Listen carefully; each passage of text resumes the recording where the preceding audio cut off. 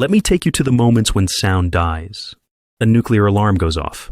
The city's phones fall silent one by one. Lines get jammed. Everyone calls at the same time.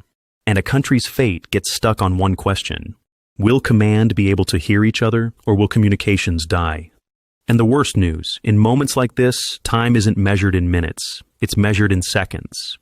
But for that exact moment, there was a network built in advance. It looked like an ordinary phone, but its rules were completely different. And now I'm keeping you inside one question. When the network is overloaded, who gets silenced? The setup of the problem, why such a network was needed.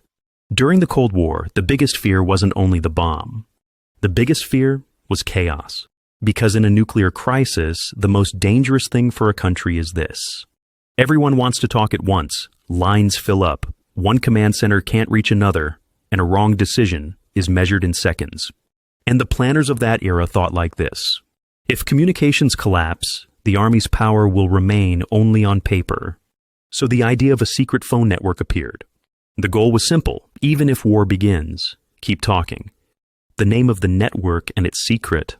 This network wasn't a system an ordinary person used day to day. It was a special voice network connecting military bases, radar stations, and command centers. What was the secret?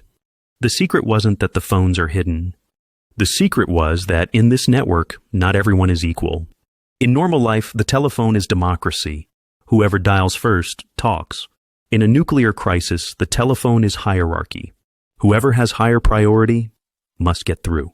Same device, same handset, but two different realities. In one, the call waits. In the other, the call commands. And now come to the wow moment. Wow, ver one call cutting off another. The most terrifying function of this network was this. If the lines are full and a high priority call comes in, your conversation can be cut off. Yes, you heard that right. While you're talking, suddenly you hear a special tone. That strange beep for a moment, and then silence. The line is taken from your hands, because the system says, at this second, there is a more important voice. It sounds like a movie scene, but it was designed exactly for this moment. Because in their logic, if a general's order is delayed, thousands of people are delayed. And now the answer to the question I asked earlier starts to appear slowly. When the network was overloaded, the lower voices were silenced. Priority levels. This network did not line calls up in a queue. It graded them. Meaning, there are calls for ordinary tasks, calls for urgent tasks, and then the call that silences everyone. It's like driving on the road.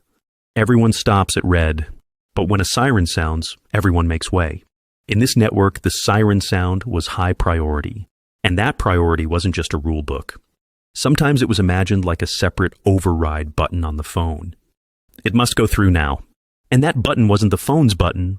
It was the seal of hierarchy.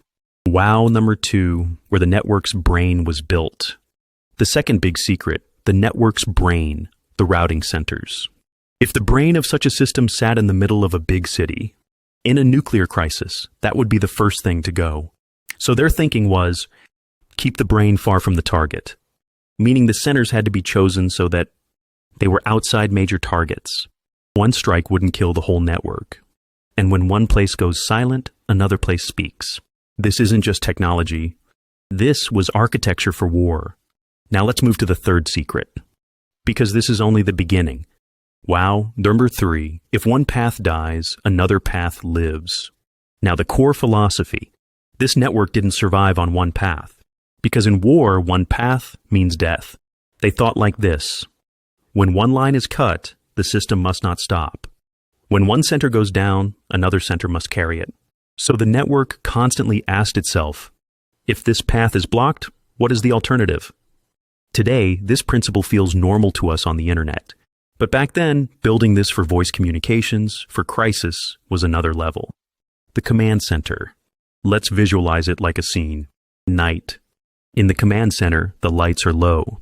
The fluorescent light flickers. Black phones on the table. Maps on the wall, pins, red markers, warning screens. The phones don't stop. One officer reports. Another calls a base. The lines are full. Then a high priority call arrives.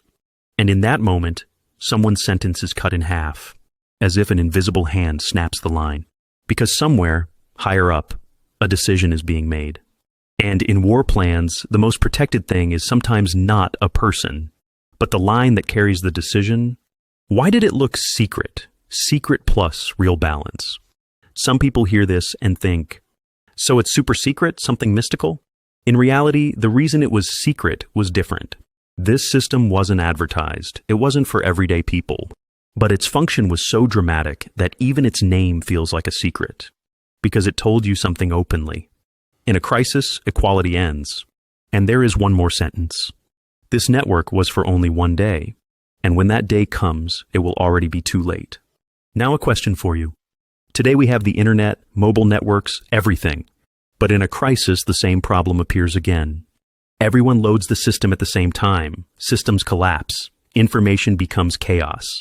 Back then, they tried to solve this problem with the telephone. Today, the problem is bigger. Voice, data, news, rumor, all at once. Back then, the lines got overloaded. Today, the mind gets overloaded. That's why this story isn't old. This story is simply continuing in another form. And now the final question.